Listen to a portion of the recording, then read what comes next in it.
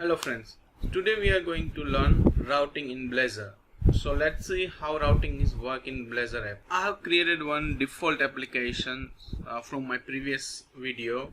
I'm going to use this application and will show you how the routing is configured and how the routing is used in Blazor application. Blazor server is integrated into the ASP.NET Core endpoint routing, which is located inside the startup file, and there will be a configuration app methods where use endpoints are there.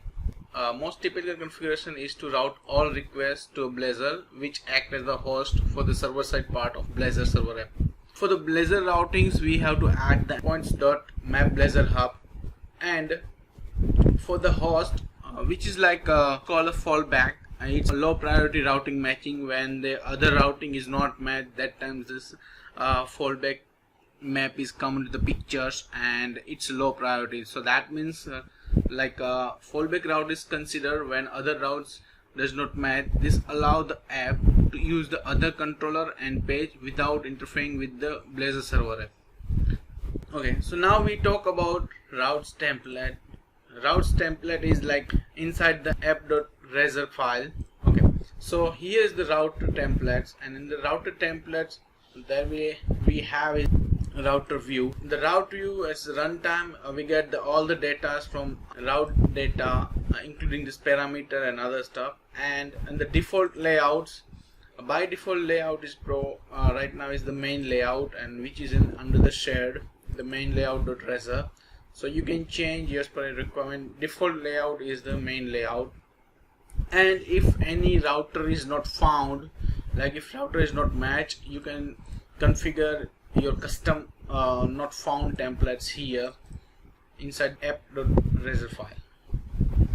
Now let me going to see how the routing is working. Routing is like if we go to the any of the page, like index page, here we have the page with the page directory. Wherever we have in the any of the page, that is .razor page, we have to be see the page directory, and with the page directory you can write your route or you can your page URL. So we can see in the index page there will be only slash.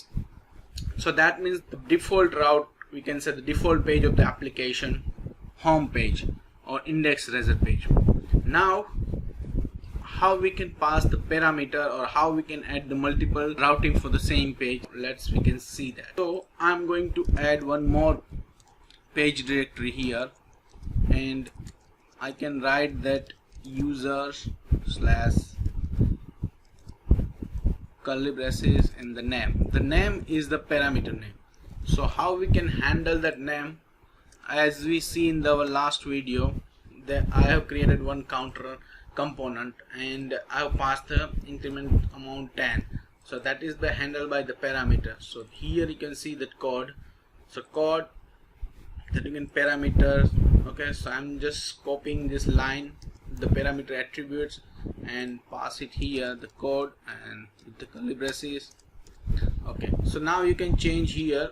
We have our string. By default is a string parameter, so I'm just making the change, and so now we can able to handle the parameters as a name. So let's display the name. Okay, now we are going to run, and we can see that we have the two routing here, right? One is the default one, that means the root level, and one is the user with the name.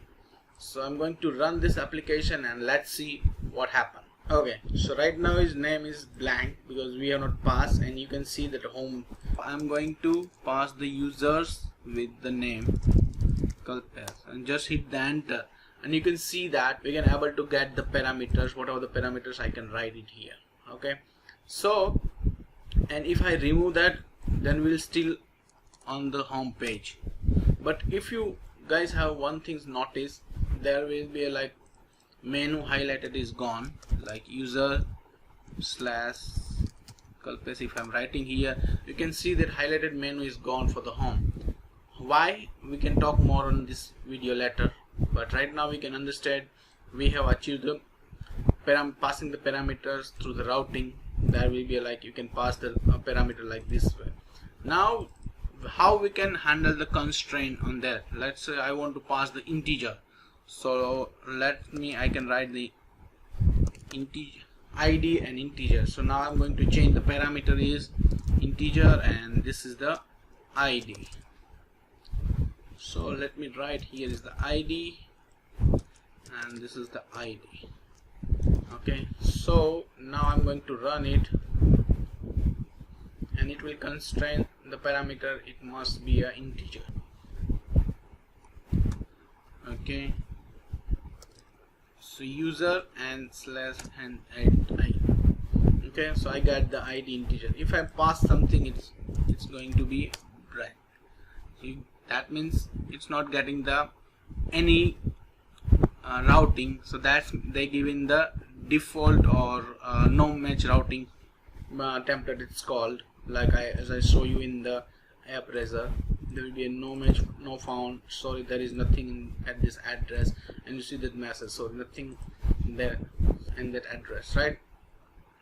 So now we are see that how we can write the routing and how we can achieve the passing the parameter through the routing.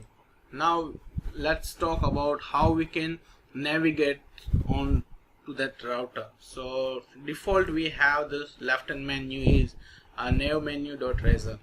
You can see that we can have the nav link component, and we can achieve through this like href. Wherever we want to go with the nav link, we can just have to give this name of that route. Let's say we have the counter or we have the default as home.